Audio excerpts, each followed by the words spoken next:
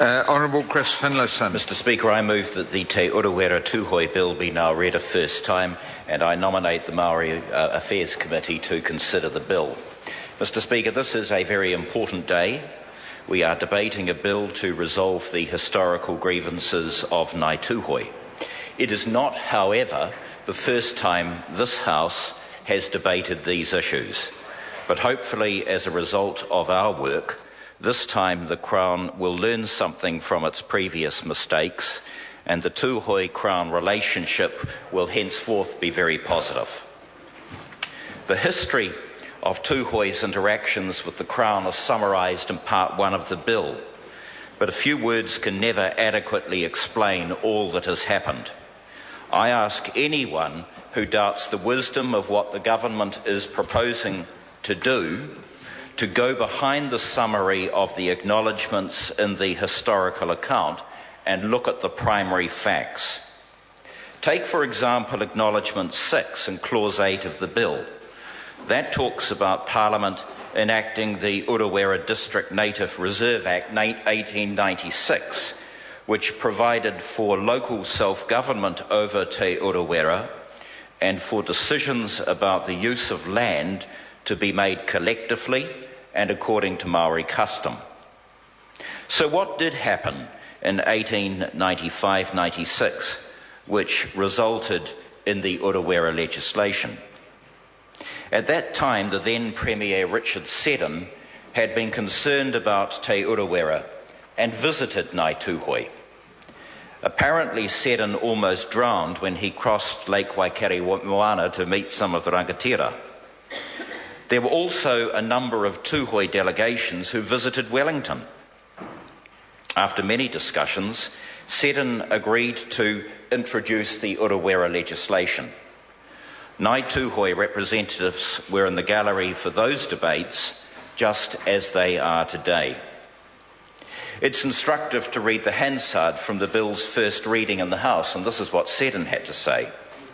Quote, "After having seen the country, and after having listened attentively to what was put forward by the Tuhoe people, I have come to the conclusion that if the promise made many years ago to the Tuhoe had then been kept, if we had given the same powers and privileges which we are proposing to give under this bill, a lot of the trouble that has arisen and which has been the cause of bloodshed, which has been the cause of an otherwise well-disposed people being estranged from the rest of the colony, would have been avoided."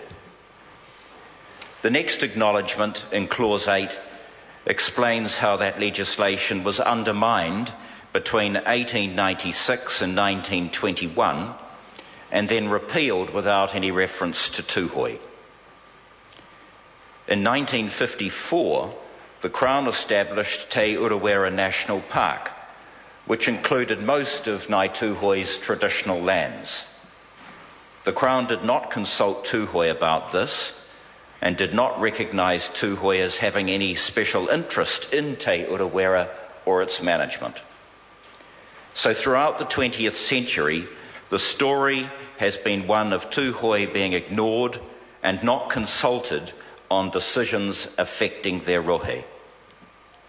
Mr Speaker, Tuhoe has always tried to approach resolution of its dispute with the Crown in a principled and determined manner. But up in Te Urewera, the messages about the unfairness of it all have been passed down from generation to generation. Indeed, I will never forget the elderly gentleman whom I met at Ruatoki and who said to me in relation to the events of 2007, quote, "I said to my grandchildren, it happened to my grandparents and now it's happening to you." Given this history, this government is determined to address these issues, not because they're necessarily easy to resolve, not because they're politically popular or that there are votes in it, but because, Mr Speaker, it's the right thing to do. The legislation we are debating today contains more than an historical account of what happened in the past, together with an apology and compensation. It is also a forward-looking arrangement which has the potential to produce very positive results for Tuhoe and the Crown. That it is happening is because the Crown has been given a second chance to work with Tuhoe in an honourable manner. So, Mr. Speaker, the past is very important, and as is so often said, ignore it, ignore the history, and one is doomed to repeat it. Key to success will be the post-settlement relationships. This, of course, applies to all settled iwi, and that is why the Crown has established a post-settlement unit to monitor the progress of settlements, to audit them, to ensure that undertakings given on behalf of the Crown are honoured, not just tomorrow, but in 50 years' time. Mr. Speaker, let me now turn to some of the detail of the bill. This legislation comprises two bills, which will be divided at the Committee of the Whole House stage. First, the bill gives effect to the undertakings by the Crown in the Tuhoe deed of settlement. It includes the Crown acknowledgements and apology, cultural and commercial redress packages, and provisions consolidating Tuhoe's governance entities. A forward-looking and exciting aspect of the deed of settlement is the social agreement. Its dual aims are both to build Ngāi Tuhoe's capability to manage their own affairs and to improve the Crown's delivery of services in Te Urewera. A number of government agencies are already working with Ngāi Tuhoe in a number of areas, from housing to the delivery of primary care services and ensuring that education is underpinned by a Tuhoe philosophy. Child, Youth and Family is assisting Tuhoe to achieve their goal of no Tuhoe tamariki in SIF's care.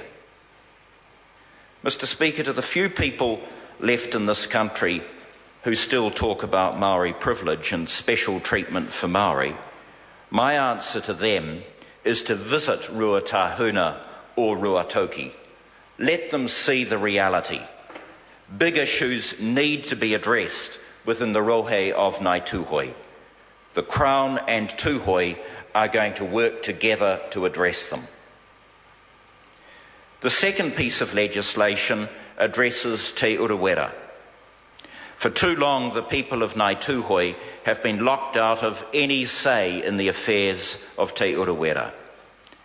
This has been most unfair, particularly when one looks at the map and sees the extent of privately owned Maori land. This bill rectifies terrible historical wrongs. So Te Urewera will have its own legal identity. It will not be governed by the National Parks Act, but will be administered by a board made up of Crown and Tuhoe representatives. After a short initial period, the board will contain a Tuhoe majority, and this is as it should be.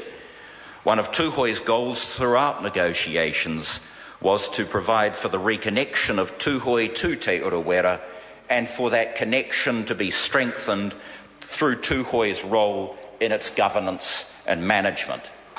And Mr. Speaker, public access will continue. Tuhoe has always welcomed visitors, and public input into management and public access will be guaranteed. Finally, Mr. Speaker, work is now underway to explore international recognition for Te Urewera, such as a UNESCO biosphere reserve like the Everglades in Florida. I met with UNESCO on this issue last week and told the officials that decisions on this issue will be for the new board to determine. So, Mr. Speaker, I finish this short speech by acknowledging the people of Tuhoe who have carried their grievances through the generations. I will leave individual acknowledgements until my third reading speech, because so many have worked tirelessly to get to this stage, and in this speech I cannot do all those people justice by just mentioning a few names. Mr. Speaker, I commend this bill to the House and to the tender care of Mr. Henare's Māori Affairs Select Committee. The question is that the motion be agreed to. Mr. Speaker. Honourable Shane Jones.